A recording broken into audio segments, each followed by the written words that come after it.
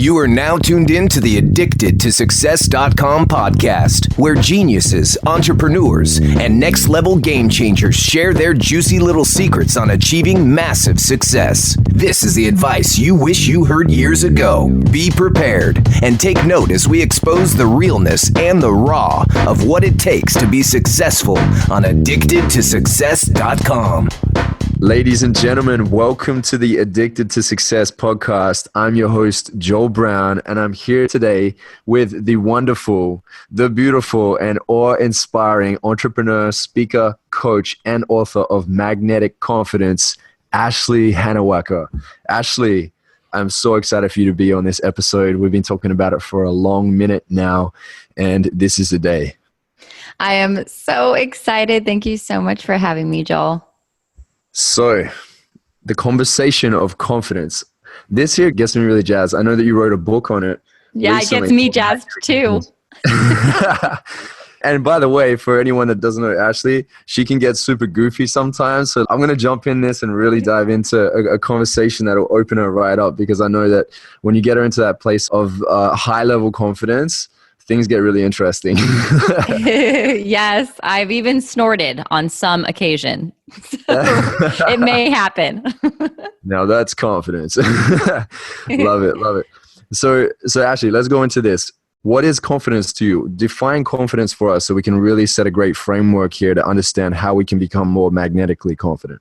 Yeah. So confidence for me is a deep knowing of who you are, and that who you are is enough and who you are is worthy.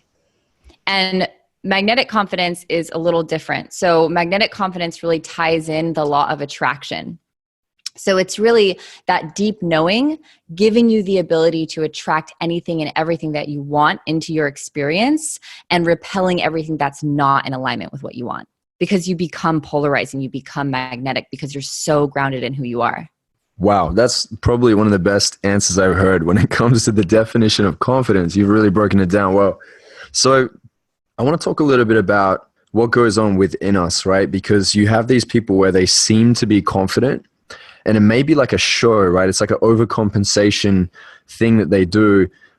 How do we really battle with this? How do we go in and go, well, what's the dark parts? Because it's about shining the light on the darkness. I know you talk about this in your book. Let's go into that, because I think that's really interesting. Yeah. So it's funny because a lot of people, there's all this thing of positivity. And what I'm seeing people do is they're actually painting over themselves with positivity. And if you think of like a plant, right? And that plant's like kind of withering away and the leaves start to turn brown. It's like someone taking green paint and just painting it green to make it look like it's healthy, to make it look like it's great. And people do this all the time, especially because there is all this emphasis on be positive. But what you don't want is to be a fake positive, because you're just painting over what's really going on. And so really it comes down to finding the beauty in your contrast. And everyone has contrast. Everyone has a light side and a dark side to them. Every single person. That's what makes us human. That's the beauty in being a human. And the more we resist this darkness, the more we resist it, I always say what you resist persists. And not only that, but it festers and grows, because when you're hiding your darkness, you're being secretive about your darkness. Secrecy breeds shame. So the more you hide it and press it down, the more that darkness builds. So it doesn't just persist, it actually festers and grows the more you hide it. So yes, it's so important to shine light on our darkness, bring it to light. The only way we can overcome our darkness is by shining light on it and not resisting it, but actually embracing those parts of us and channeling them to like transforming essentially your pain into your purpose. Wow, I like that you went there, because you hear a lot of people talk about shattering limiting beliefs. They keep going into like, we need to break the limiting beliefs, we need to destroy it. I'm a big believer that it never fully goes away, that it still can reside there in a way, but it's really about rewriting it, right? It's stacking empowering beliefs on top. And I think this conversation of how do we rewrite the stories that are going on in our mind. I think if we could dive into this would be a game changer, because I know so many people are so good at telling stories. We're so great at writing our own stories, right? And making up these like fantasy movies in our mind of how we think life is, or even terrible dramatic movies in our mind. So how do we do this? How do we rewrite the story? Yeah. And the first part is knowing, hey, you are the sole uncontested author of your life.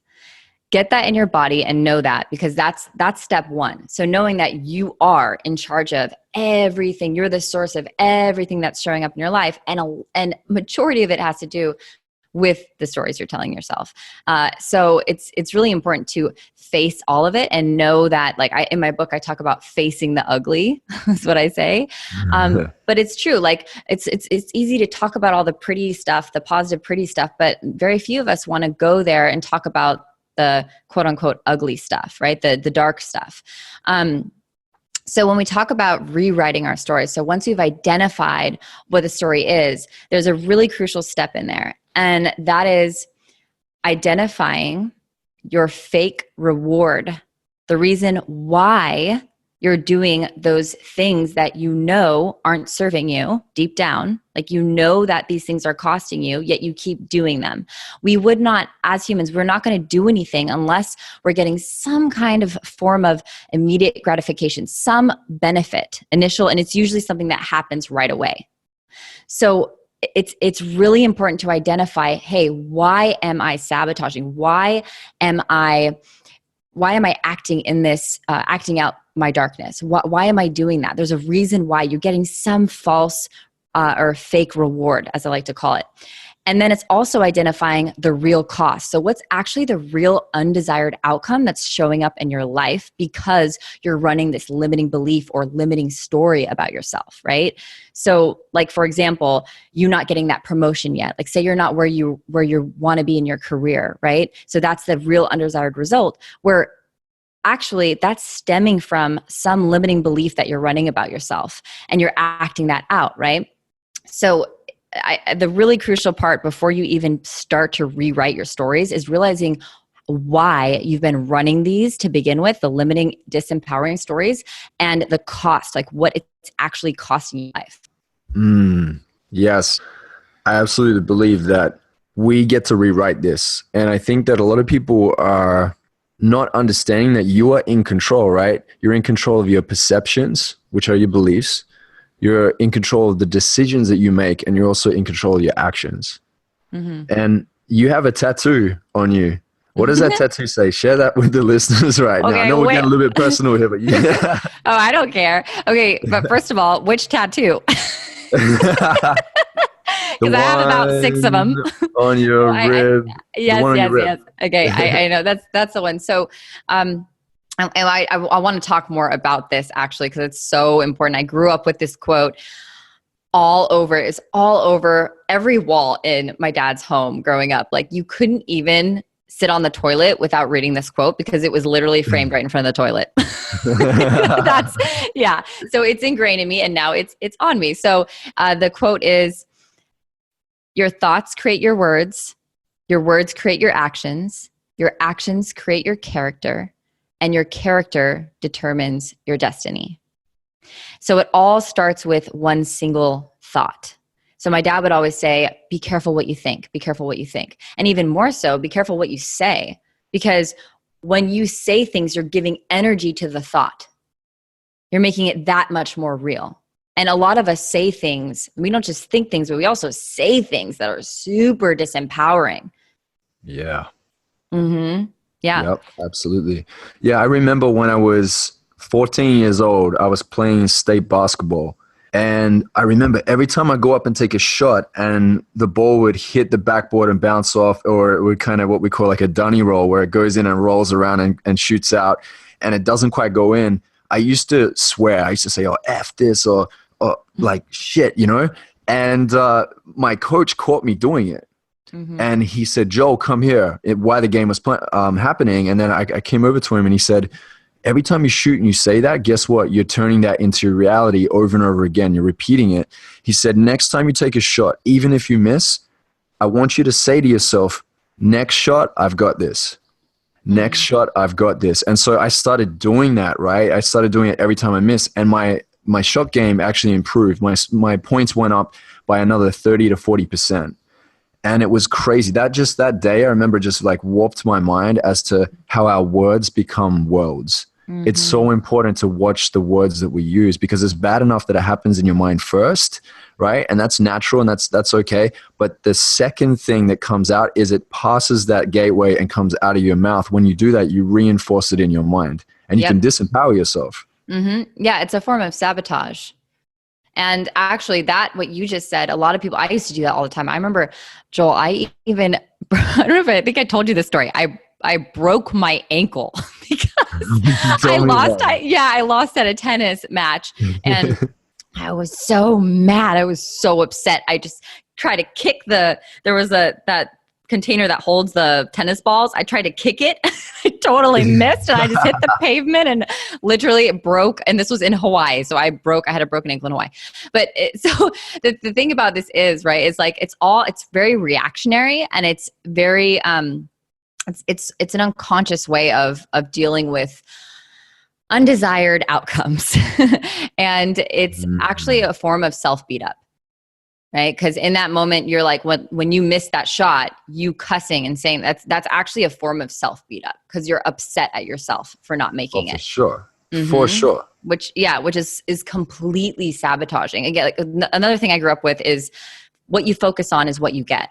So when you're focusing, like what your coach said is exactly that. When you're focusing on the fact that you didn't make it, on the fact that you lost that tennis match, on the fact that whatever that is, that undesired result, that's going to keep showing up in your life because you're giving your energy to it. You're focusing on it.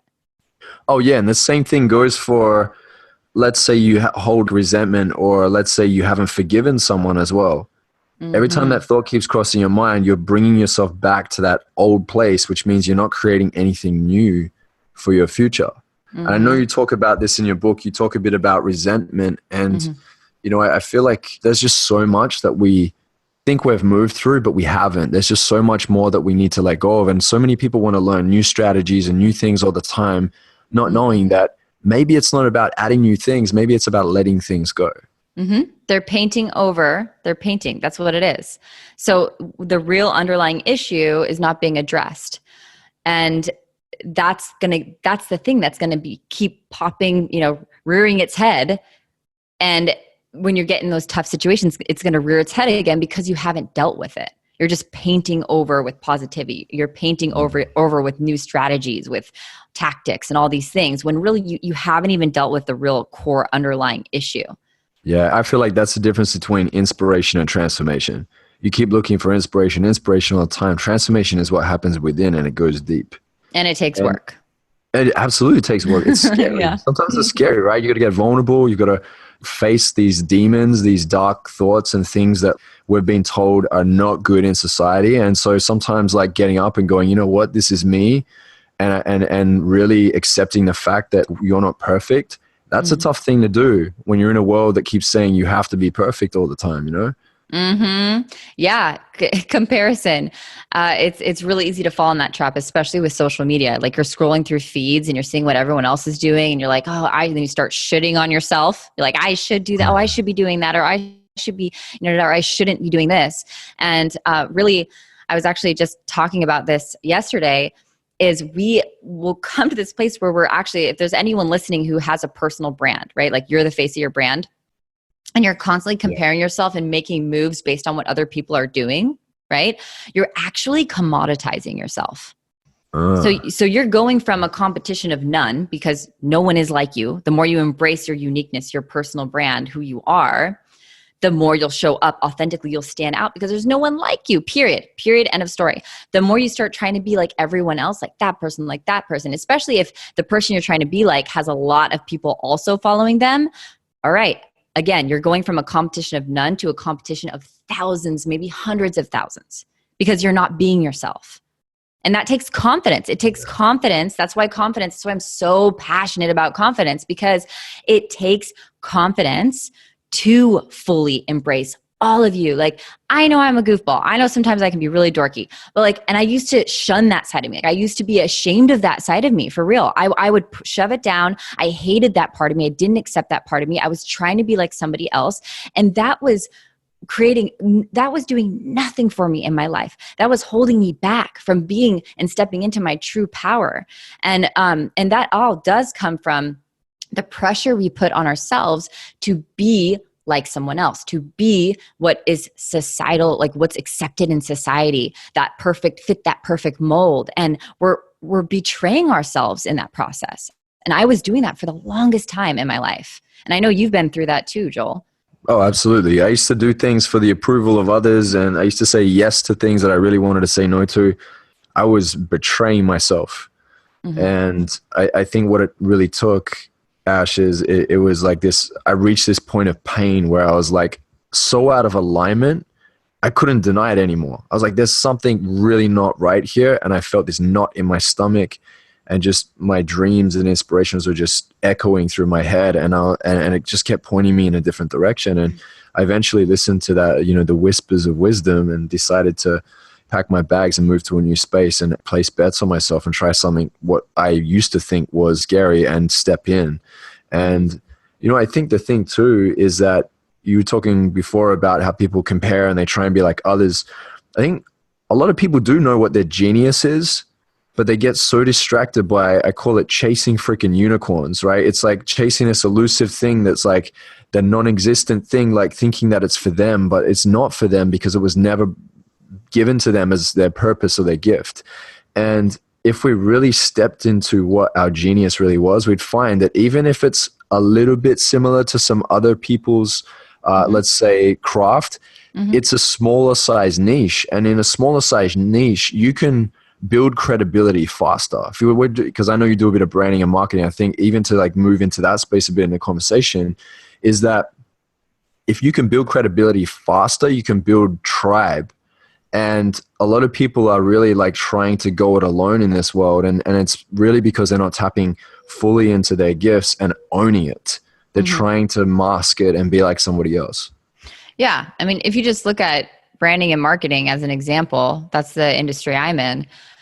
There's a ton of people playing in that space, a ton of people who offer those services. So imagine if I let that stop me. And I used to. Imagine if I let the fear of, saturation, there's too many people, At the end of the day, like, again, what you focus on is what you get. So if you really are focusing on all this competition, that's what you're going to be dealing with. That's what's going to be showing up for you. But I truly believe that the reason I've been able to be successful in such a competitive industry is because I don't freaking focus on that stuff. I actually love, like, I support other people who are in I don't believe in putting other people down. I don't believe in the comparison game at all, actually. I believe in different strokes for different folks. What some client may come to me and I'm perfect for them and how they work and what they need. And sometimes it may not be the case. And I refer them to that person, right? And I'm okay with that because I'm not living in a world of scarcity. I know there's more than enough clients out there for me. And the same thing goes with like confidence and women wanting to look a certain way and or men trying to be or look a certain way. That all of that is not being true to yourself. So you're actually what you begin attracting is actually things that aren't even in alignment with who you are, but you're actually accepting that in your experience because you're being fake. You're trying to be something you're not, so you're attracting things that you aren't either. It's actually a really interesting thing. Like when you actually break it all down, this was my life. I was attracting in, because I was being fake, I was attracting the kind of things that were not in alignment with who I really was and the clients I really wanted, because I was trying to please. I was in this state of always wanting to prove myself to others. So that's a lack of self-acceptance, right? So that when you're in the space of trying to grow your personal brand and you're really trying to step in the forefront and expand your company, it's really important to own and be true to all of your values, everything that you want, and then you're going to attract the clients who are in alignment with those values. I believe that that's why I have the clients I have, heart-centered entrepreneurs, is because I am been true to my heart along the way. I see the way that you show up, and it's so beautiful. and you are so courageous in what you really believe in. And I know that you're really about oneness. I know that you're really about making sure that we're coming from love as often as possible. And, you know, I see it oozing through your content. It's just so awesome. And, you know, that's really confidence when you know what your mission and your vision is, and you show it through your actions, not just through your words, but through your actions. And I think that that's pure confidence right there. So it's just awesome. Thank you, Joel. I really appreciate that. Yeah. And I think a really important part, I mean, I know we're talking about, we kind of got sidetracked, but when you're rewriting the stories you tell yourself, right, about yourself, because a lot of the reasons why we're not showing up as the authentic versions of ourselves, who we truly are, is because we're actually making up a story about that part of ourselves. We're actually saying, hey, this part of me means that people won't accept me, or whatever the story may be. We're actually making that up. And so that's disempowering, and it's actually creating tension within us, and it's having us not show up as the real raw versions of us. So when you're rewriting the stories, and for everyone listening, I really, really, this is such a powerful practice. Get out a pen, get out a paper. You can do this now or do this on your own after the episode, is write down the stories you're telling yourself now that you know aren't serving you. It can be about you personally, about the world. So these are beliefs either about yourself, others, or the world, right? And these stories are not serving you. And when you identify, like we said before, the fake reward and the real cost of each of these stories, these limiting beliefs, then you can come to terms with, okay, this is why I've been doing this. Now you know, and you see what it's costing you. And then you decide, hey, is this really worth the cost? Is this fake reward worth the cost? Once you decide that answer is no, this is a whole process you can do on paper. Then rewrite the stories. Rewrite the stories into something that actually forwards you into stepping into who you truly are, empowers you to be your bravest, boldest self. And then Joel, I'd love for you to talk about, because I now include this other crucial part of the rewrite when we're rewriting stories, of including a positive justification. And I'd love for, because you taught me this, so I'd love for you to go into why that's so important. Oh, it's so powerful. And the reason why it's powerful is because we need to understand the benefit of why we're committing to something or stating something or commanding something, right? And you do hear people make up, I call them BS justifications, where you say, I really want to start a business, but, and then everything that precedes that is basically like an excuse, right? So Jordan Belfort told me this a long time ago. He said, everything before but is bullshit. You know, I really want to start a business, but now you've just given yourself permission to make an excuse, which is so disempowering. And so if we flip it on its head and go, what's the opposite of that? A positive justification is that when you say because, right? Now because is the reason why you deserve to have that in your life, or the reason why you deserve to go to that level. Now you have a better understanding. And what happens is your autonomic nervous system is about to go to be out of alignment and say, wait a minute, no, there's alarm here to tell you that what you're saying is you're trying to fool yourself, but it's not going to work with me, right? When your unconscious mind. But when you justify it in a positive way, it goes, wait a minute, that's what the new game plan is. I'm going to jump on board with that so that we can make this happen. Yeah. And it's such a subtle little thing, but it's powerful. It's so powerful. I do it in my vision process. And Ashley, we talk about it all the time, like making sure we're so careful with our words. I see even the way that you are with your words too. You don't talk about should, can't, have to do this. You always say, I get to do this. And I love that. Yeah, let's talk about that. It's actually really, so we're talking about, you know, the power in your words and the power of what you say. And I really believe in the power of language. And so the words, yes, the words can't is an obvious one. I think a lot of people will catch ourselves when we say that now, right? The less obvious ones are should. A lot of people are saying, I should do this, I should do that, or even to other people, you should do this and you should do that. So you're either shoulding on yourselves and shoulding on other people. Well, what a should is it's an expectation.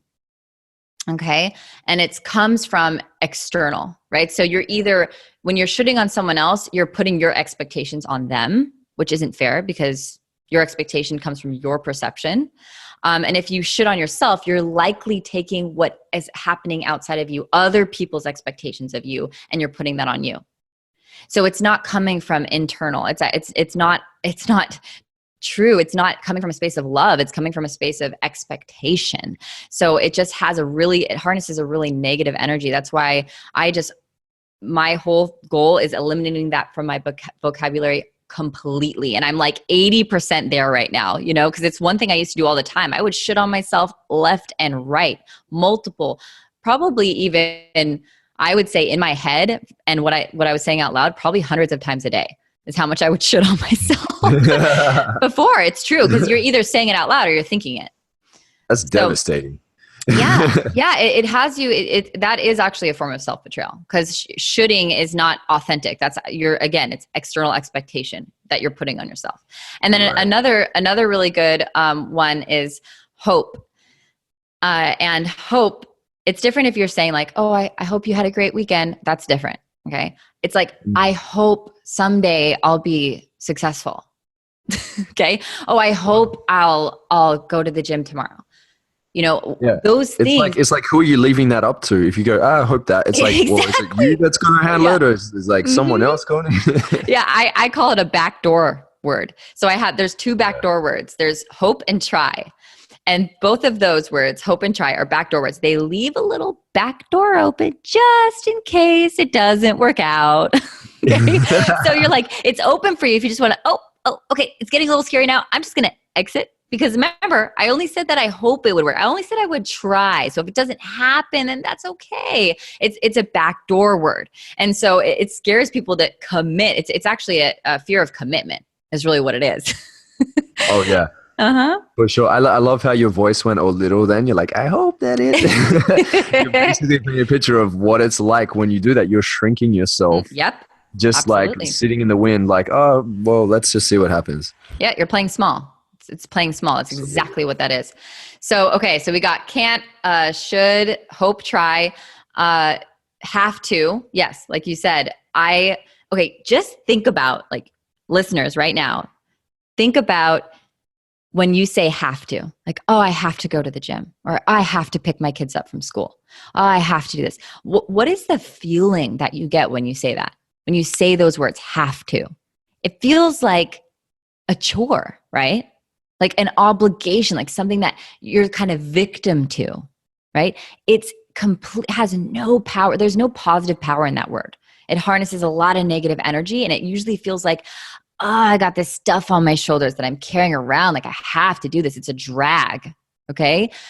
So one thing I've learned to do is to shift that and transform that into get to, which you hear me do this. I remember you called me out on it in the beginning, Joel. I used to say, oh yeah, I get to clean my room, or I get to do my laundry because, hey, I'm blessed enough to have an abundance of clothes to where I can do laundry. I can wash my clothes because I have clothes. I mean, it's literally taking it to that level and shifting from a space of complaining to a place of gratitude. And that shift in and of itself is insanely, but you'll feel it in your body. You will literally feel lighter when you start shifting have to into get to. Yeah, this is such an important conversation that we have to audit our words because, we have to, or we get to, Joel. Oh my gosh, we get to audit our words. Oh, you're so good. You're so good. Guys, Ashley has a new course coming out, by the way. It's called Magnetic Confidence course. So make sure you check it out. What's the link for that? It's magneticconfidencecourse.com. Oh, that's nice and easy. Mm-hmm. So if you're listening right now, you get to go to that link and check it out. It's funny because as I'm writing I've redeemed myself. Yeah, you have. Great job. But I have like some copywriters on my team, and we do like writing for our clients and stuff. And I was just doing this. I was proofreading this I have a new content writer just came on board. And so she's still kind of getting to know the things in the process and how I do things. And so she wrote this article. It's so cute. There's so many times, like I probably fixed 10 times in the article, have to, cross it out, get to. Have to, cross it out, get to. And then also must. Because like what you said, you said something just now, you're like, we have to think about our words or whatever you were just saying. That one for me is more like we must. Okay. So must is another, so that's using have to in a different way, right? So you're saying like, it is essential that we do this. Okay. But have to, again, it still feels like an obligation. It doesn't feel good to say that. But if you say we must, you're willing yourself to do that. You're saying this is what we must do. And that is more powerful. It's actually empowering. Isn't that right? Like when you hear that word, like we must do that, it's like, it really wills you into action versus you have to do this. Right. So I think that's another good replacement for that phrase, have to, is must, and then also get to, depending on the context. You're really on the ball today. Thanks for picking up on me. Of course. Lucky I'm in the practice of being a recovering perfectionist. Oh, I am right there with you. Same. Me too. I heard something this morning, and it was along the lines of like, perfectionism is a fake version of control. Oh yeah. Like, damn, it's like, because if you can make it perfect, then you won't stuff up and you won't be judged. So you keep thinking that you're going to control the outcome all the time, and so you grab it so tight, but ultimately you're holding back from sharing amazing things in this world because you just keep thinking that it needs to be a certain way. Yep. And this is a big thing when it comes to confidence, right? You think that if you can come from a place of making it look like spick and span, that you're going to be accepted. Did you ever experience this? Yeah. Because so like in your book, you broke this down. We've talked about it a few times. Like you have quite a few parts of your story that you've shared. But is there anything that relates to perfectionism? I mean, that was literally like, I really mean it, where I have been on this journey and I was a complete perfectionist, and I mean, it's draining. It was draining, and it would completely, it was so disempowering. It would make me feel less than, because again, there is no such thing as perfect. So no matter what you do, you're less than, because there is no such thing as perfect. And it also, so I'm an analyzer personality type. Joel, you know this. I know this. Sure. and so being not just a perfectionist, but also an analyzer personality type. Oh my God. I literally would be like, for me to take action on something. Oh my God. And you're like, I know right now, one thing that you and I have in common now is we take action quickly. Okay. That's a learned thing for me. Okay. Action is the antidote. It's the antidote. It is. And I used to be hesitate, over analysis paralysis. I was literally analysis paralysis all the time because I was so scared of not getting it perfect. I was so scared of failing and all those things. So it would actually prevent me from taking action over and over and over again in my life. And of course, if you're not taking action, you're not seeing results. So that's why I wasn't seeing results in my life, is because I was not being brave enough and courageous enough to step in and take action. And that had to do, of course, all comes down to confidence. I didn't have the confidence in myself to do it. And I didn't have the confidence in my imperfection. And like the knowing that that's okay to be imperfect. Oh my gosh. This resonates so much with me. I don't know if it's, it can be a big conversation within the entrepreneurial world. I find it's kind of like this gift and a curse, where the one thing I know about you, Ash, is you can see it, even the way that you present yourself on social media, you pay a lot of attention to detail.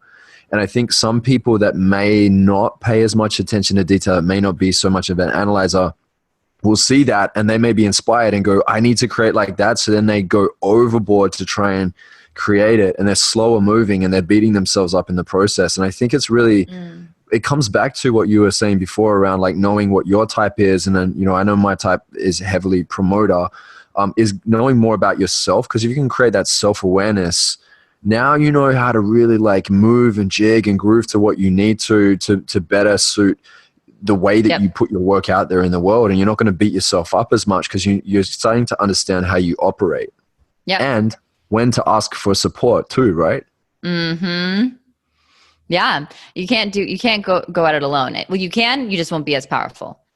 I mean, there's no way that I would be where I am today and that I would be on the path I'm on if it wasn't for the tribe and the support system I've had along the way. So key. You can't lone wolf it. And I used to be a lone wolf and I would try to do it alone. It doesn't work. Yeah. Yeah. I think even to add to that too, because you and I had this conversation, it's like not having shame around asking for support. Because what shows up when you have to ask, it's I'm not good enough. Admitting that I'm not good at this particular thing doesn't mean that I'm not good enough in general. And I think that we do that so often. If it's one particular thing, we lump it in with an overall story saying, well, that just must mean that I'm just not good enough at all. And listen to this, Joel. That right there is an example of one of the BS stories that we tell ourselves. That is an example of a limiting belief, a limiting story. If I ask for support, I'm not good enough. That's a story. Yeah. That's a perfect example of a story that you may tell yourself if you're listening now. If you resist asking for support, it could be that if it means I'm not good enough, or it could be I can't get support because I'm not worthy of it yet, or something like that. That's another example of a story around support. Right? So these are the beliefs that we must bring to light so that we can transform them into something that actually serves us, because that is a BS story. And you know how you can tell if it's a BS story or not? I used to do this with, actually do this still with my mom, but I used to do this too with my best friend, where we would say, if I heard her saying something like, that was a story, right? It's a belief. And I would say, she doesn't know it, right? Because she's just saying it as her truth in that moment. And I would say, oh, well, that's interesting. So do you absolutely know that that's true? And she's like, well, yeah, I mean, yeah, that's, I'm like, oh, so 100%, if people don't, or if people support you, it means you're not good enough. Like 100%, you can absolutely 100% know that that's true. And then she would sit there and be like, well, no. And like in that moment, it was like, and that's the thing is sometimes asking questions is the best way so I'll even ask myself that question. When I find that I'm thinking something that's draining my energy and doesn't feel good, I'll ask myself, can I 100% know that that's true? And if the answer is no, then choose another story that you don't 100% know is true, but that actually makes you feel good. Why choose, if you're going to choose a story at all, why choose the disempowering, icky feeling story over a story that actually could feel a lot better than that? I mean, you have the choice. So why not toss that icky story and replace it with one that actually feels better for you and is actually more empowering? Yes, true that. I believe it. I believe it. There was something that you posted the other day, and you put it in a Jordan Belfort quote, and it says, the only thing standing between you and your dreams is the bullshit story you keep telling yourself as to why you can't achieve it. Mm-hmm. Mm-hmm. Oh, that echoes so deep. Yeah. Amen. Absolutely. I love that. I love that quote. It's so true. Yeah. So Ashley, how do we prioritize ourselves to really put ourselves first and be in the practice of this? Well, I'll tell you, the number one reason that we don't prioritize ourselves is because of the BS story, the one that we all know and love. I don't have enough time. Or my other favorite, I'm too busy. Oh, I'm too busy. Oh, I don't have enough time. Oh, no, I'm too busy. Oh, no. I can't get my nails done. You don't have I am way too busy for that. Okay. It's an example. I used to tell myself that. But these things like at the end of the day, listen, it all comes down to what matters to you. So let's take this example. If you're like, say you are the busiest person in the world, like literally busiest person. Then all of a sudden your leg snaps in half. All of a sudden, well, you make time to go to the hospital. Of course. Okay. Now that's obviously an aggressive example, but the point of that is slightly morbid. It is a little morbid. Okay. Yeah. Maybe you got a visual there. Sorry about that. But the point is we make time for what matters to us. We make time for what matters to us, or like we're getting to the point where we have to be actually caused pain in our lives to make a decision that of like a healthy decision for ourselves, which you don't want to get to that point, right? So what I like to say too is it comes down to people because, okay, at the end of the day, if you're doing what matters to you, the question then becomes, what actually does matter to you? Like, what are your priorities?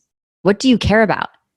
And if you list those things out and you realize that you have not, like, say health matters to you, but you've been too busy to go to the gym and eat healthy, well, can you really say that that matters to you? Because your actions aren't aligning with that. So that's another BS story that you get to transform. Like, you get to become a master of time. Okay? Not a victim of time. When you are saying, I don't have enough time, that's coming from a space of lack and scarcity. You are letting the time, or rather the lack of time, control and dictate your decisions. You're giving your power away to time.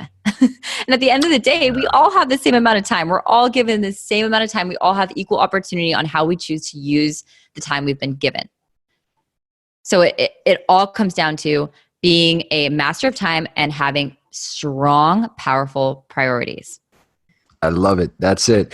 And you know, I think that when you said being in the practice, I like that word there, practice. Mm-hmm. Like when you look at people like LeBron James and Kobe Bryant and Oprah Winfrey, I mean, these people were practicing. They didn't just do it overnight. It happened over a long period of time, and they stayed back late. They were the last people to leave, the office or the court. Like, they were there all the time perfecting their craft. They were always, when they went home, they were still learning about it. You hear their stories. That's why I love reading biographies and autobiographies, to really understand what goes on in the mindset of champions in this world. It's just that they've really practiced more than anybody else, and it really takes them up to the top of their game. Now, I wanted to ask you, Ash, you have a lot of clients that you coach, right? Obviously, you have this new program that you've just put out, Magnetic Confidence. And what do you find is the biggest struggle that you see your clients struggling with? And then what shift do you notice in most of these people that you're like, wow, this is like why I really love doing what I do? Yeah. So I would say the number one that I see is fear of judgment and fear of rejection. So that's the reason why they're not showing up. That's the reason why they're not in a relationship. That's the reason why they're not getting the clients they want. Because they're not putting themselves out there, because they're afraid of judgment and rejection once they do put themselves out there. So remember, we talked about embracing the darkness, right? And seeing the beauty in the contrast. Well, that's exactly what this is, what it takes in order to move past this fear. So here's fact. People will judge you, period. The quicker you can come to peace with that fact, the less it's going to affect you. So just accept that people are going to judge you.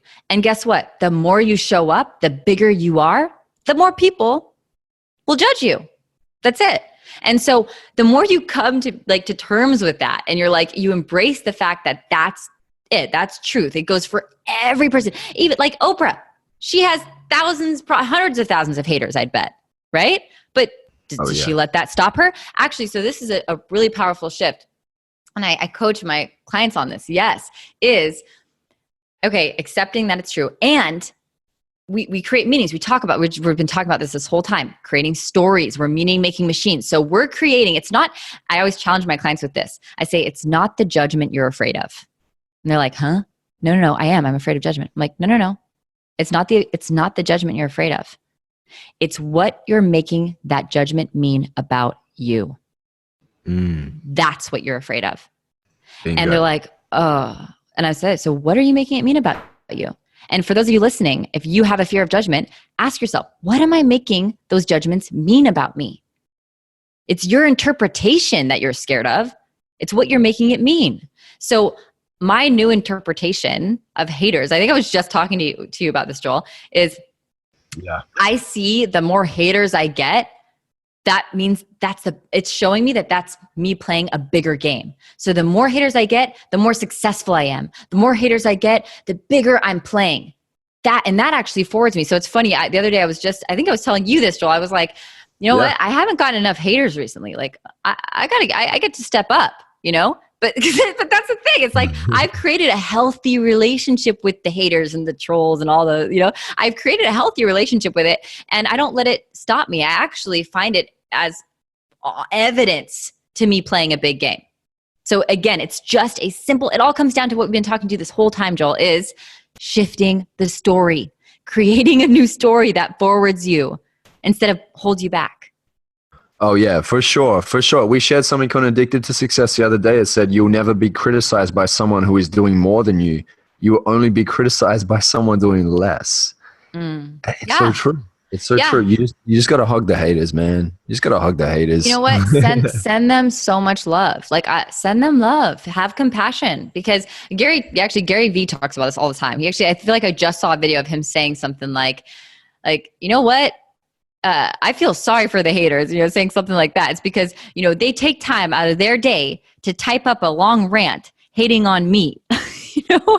And so he's like, I feel sorry for them that they're wasting their time bringing hate into the world. Like they must be going through so much pain internally to be wanting to inflict their pain onto other people. And that's a really powerful thing to realize too, is like, hey, hurt people. And if and this can go for anyone in your life, not just the haters. It's like typically they're going through some form of pain internally on their own, and they're projecting it.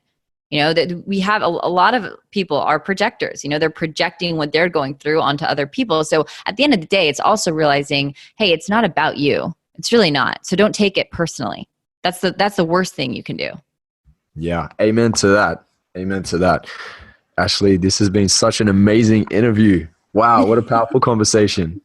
I really appreciate you jumping in and sharing your words of wisdom with my audience today. Wow. Oh my gosh. Well, I knew it, because you and I, when we flow, we flow. So I was really excited to come on here with you, Joel. Thank you so much for having me. It's very magnetic, and you're welcome. So Ash, how can we find you online? Yes. So on Instagram at ashley.hann, that's HANN. And my website's ashleyhann.com. And then my magnetic confidence course is just magneticconfidencecourse.com. There you go. Don't sit on the fence. Don't delay. If you're feeling like you need to do the work and you heard Ashley breaking down what it really means to step into your confidence, make sure that you go to magneticconfidencecourse.com and jump in today. When does it close out? Because you've got a date where it closes out, right? Yeah. Last day is the 29th of this month, but it's filling up quick already. So I have a feeling it may close even sooner than that. Oh yeah.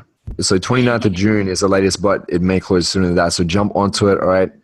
Don't delay. Remember we said action is the antidote. Jump in. So Ashley, one last question. We end every interview with this last question. And the question is, if you were to deliver your last 30-second speech to the world, what would that last 30 seconds sound like? Okay. The only way that others can love, accept, and appreciate you is by you loving, accepting, and appreciating yourself. Everything starts with you. Every result, everything that's showing up in your life is because of you. You are source. So the more you can love, accept, embrace, and invest in you, the more you will see the fruits of your life blossom. The more you love yourself, the more you'll love your life. And that's it.